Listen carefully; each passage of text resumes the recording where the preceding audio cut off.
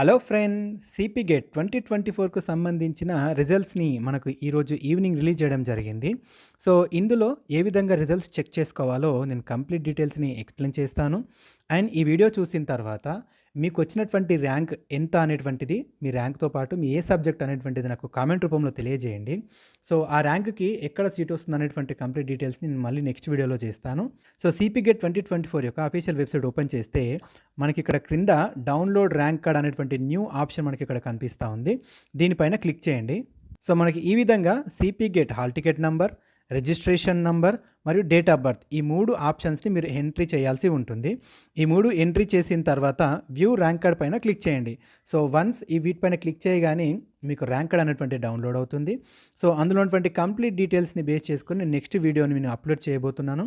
So, ఇది friends CP gate 2024 యొక్క results ఏ విధంగా చెక్ చేసుకోవాలో చూసారు కదా!